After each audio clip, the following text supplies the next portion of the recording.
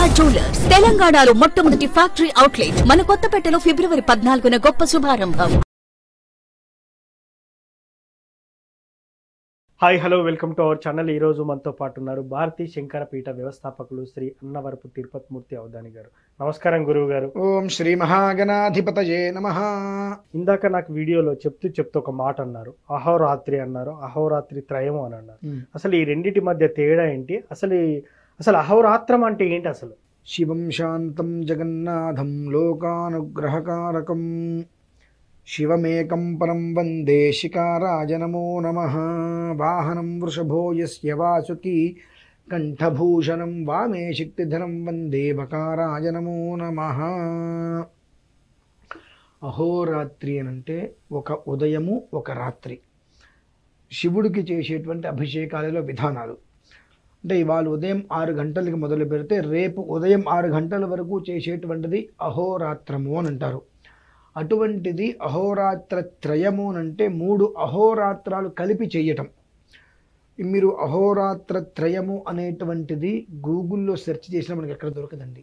Okay, ఇది గ్రంథాలలో చెప్పిందే మినహాయిస్తే ఇంతవరకు కూడా ఆచరణలో ఎక్కడా కూడా ఇప్పటి వరకు ఎవరు చేయలేదండి. ఖచ్చితంగా అసలు తెలుగు రాష్ట్రాల్లో కూడా ఎక్కడ చేయలేదు. తెలుగు రాష్ట్రాల్లో కాదు, భారతదేశంలో ఎక్కడ చేయలేదు.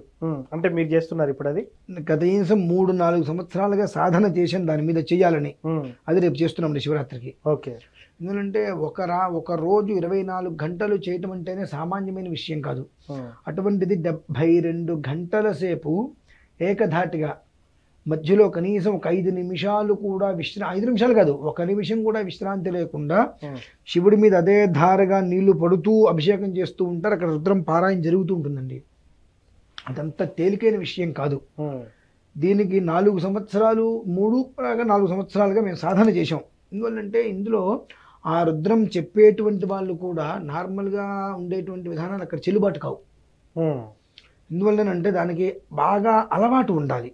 ఓకే, అలవాటు ఉంటే ఈ అహోరాత్రం అనేటువంటిది 24 గంటలు చేసేటువంటి వాళ్ళు ఎవరైతే ఉంటారో వాళ్ళల్లో ప్రధానమైన వాళ్ళు ఎరుకు రావాలి. మనం 20 మంది వరకు తీసుకున్నామండి. అట్లా 20 మందిని తీసుకుని వస్తే 72 గంటలు. అందులోనూ సామాన్యంగా చేసేటువంటి రుద్ర విధానానికి రుద్రయామలోక్తంగా రుద్రాన్ని రుద్రంతో సంపుటి చేయడానికి చాలా తేడా ఉంటుందండి. ఆ రుద్రాన్ని రుద్రంతో సంపుటి చేయాలి అంటే ఒక 20 మంది కలిస్తే 62 గంటలు పడుతుంది. అవును. ఎంతమంది అండి? 62 గంటలు. ఎంతమంది? 20 మంది. 20 మంది కలిసి కూర్చుంటే ఒక్కసారి పూర్తి కావడానికి 62 గంటలు పడుతుంది. అదే ఒక మనిషి కూర్చుంటే అవుతుందండి? కాదండి, నెల రోజులు పట్టినా కాదు. అవును, ఒక మనిషి కూర్చుంటే నెల రోజులు చేసినా ఒక రుద్రం పూర్తి కాదు. అటువంటిది 20 మంది కూర్చుంటే 62 గంటలకి ఒక రుద్రం పూర్తవుతుందండి. ఆలోచించండి మరి. అది ఎంత కష్టంతో కూడుకున్నటువంటిది. అంత కష్టంతో కూడుకున్నటువంటి విధానాన్ని మనం ఆచరిస్తే దాని మీద వచ్చేటువంటి ఫలితం, ప్రయోజనం ఇంకెంత అద్భుతంగా ఉంటుందనేటువంటిది కూడా మనం అన్వయం చేసుకోవచ్చు. పెద్ద కష్టమేం కాదు అది. అంటే మామూలుగా రుద్రాభిషేకానికి మనం కొన్ని ఫలితాలు వస్తుంటాయి కదా. అహోరాత్ర త్రయము అనేటువంటి దానికి 20 మందిని కూర్చోబెట్టి విశేషమైనటువంటి దాని మీద అవగాహన ఉన్న వాళ్ళని తీసుకొస్తే 62 గంటల సేపు ఒక రుద్రం పడుతుంది అంటే ఎంత శ్రమతో కూడుకున్నటువంటి విధానాన్ని ఆచరిస్తే మనకు ఎంత ఫలితం అనేటువంటిది భగవంతుడు ఇస్తాడు అనేటువంటిది కూడా మనం చాలా ఆలోచించుకోవాలి. అందులో చాలా ఆలోచనకి చాలా తేలికైంది, కానీ ఆచరణకి మాత్రం తేలికైన విషయం కదండి. చాలా కష్టమైనటువంటి విషయం. అంటే ఇప్పుడు చెప్పండి. అంటే ఇప్పుడు దీని ఫలితాలు సార్ మీరు అన్ని గంటలు చేస్తున్నారు. జనరల్గా పూజ అంటే మహా అయితే 1 గంట, లేదంటే ఒక 5 గంటలు 6 గంటలు ఉంది. మీరు 62 గంటలు అంటున్నారు. మొత్తం 72 గంటలు ఏకదాటిగా. సరే, ఇప్పుడు మీరు చేసేవారికి, మీరు బ్రాహ్మణుడిగా మీరు చేస్తారు, ఆ చూసేవారికి ఎవరైతే ప్రేక్షకుడు ఉన్నాడో ఆ చూసేవారికి ఎలాంటి ఫలితాలు ఉన్నాయండి? అంటే దేవుని నుంచి చూసే వాళ్ళు కానీ అందులో పాల్గొనే వాళ్ళు కానీ లెక్క వేసుకోమనండి. ఓకే, మీరున్నారు, మీరు ఏ ఉద్యోగం అయితే చేస్తున్నారు, ఏ ప్రొఫెషన్లో ఉన్నారో అందులో మీరు పై స్థాయికి వెళ్తారు. ఓకే, అంటే మహేంద్ర పదవి అని అంటారు. ఓకే, మహేంద్ర పదవి అంటే ఒకటే ఉంటుంది, కానీ ఏ ప్రొఫెషన్కి ఆ ప్రొఫెషన్ ఉన్నత స్థానం ఉంటుంది కదా. అవును అవును. ఏ ప్రొఫెషన్లో ఆ ప్రొఫెషన్ ఉన్నత స్థానం ఉంటుంది. ఆ స్థానానికి ఎదుగుతుందండి 122 రోజుల వ్యవధి. ఓకే, డే 1 నుంచి లెక్క వేసుకుంటే అంటే మేము సుమారుగా 6, 7, 8 6వ తారీఖు మార్చి 6వ తారీఖు మొదలు పెడతాం. 6వ తారీఖు నుంచి ఎవరైతే లైవ్లో చూడటం కానీ ప్రత్యక్షంగా కానీ పరోక్షంగా కానీ అందరూ పాల్గొన్న వాళ్ళు ఉంటారో ఆ రోజు నుంచి వాళ్ళు లెక్క వేసుకుంటే 122 రోజులలో వారి జీవితం అనేటువంటిది ఇలా ఎదుగుతుంది. ఆ ఎదుగుదల రోజు రోజుకి కనిపిస్తుందండి. అంత విశేషమైంది. లేదంటే 4 సంవత్సరాల పాటు సాధన చేయటం ఎందుకంటే మేము ఇప్పుడు అసలు ఇది దేనికోసం చేయాలనేటువంటిది కూడా ఒక ప్రశ్న చాలా మంది ఉంది.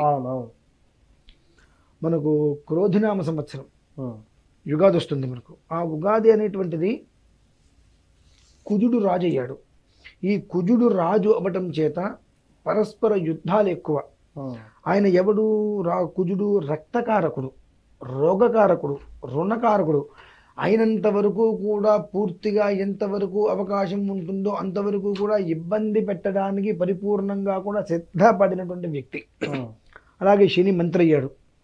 వర్షాలు పడకపోవడం, అతివృష్టులు, అనావృష్టులు, బీభత్సాలు, ప్రళయాలు లాంటివి ఎక్కువగా సంచరించేటువంటి అవకాశం అనేటువంటిది ఎక్కువ ఉంది.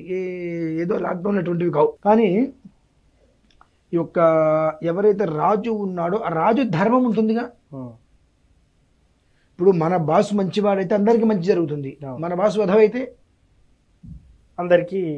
అందరిని నాశనం చేస్తాడు. తాను చెడ్డకోతే వనమంతా చేర్చింది అంటారు కదా. అలా అతని స్థానానికి రాజుగా అతని యొక్క పరిస్థితి ఏంటి, అతను దేనికి అధిపతులు అవి చేస్తే తప్పదు. ఆ ప్రభావాలు అనేటువంటి చాలా బలంగా ఉన్నాయి. కాబట్టి దీని నుంచి కాపాడుకోవాలి అంటే కేవలం ఈశ్వరుడి వల్లనే అవుతుంది అనేటువంటిది కూడా ఒకటి మాకు తీసుకున్నాం.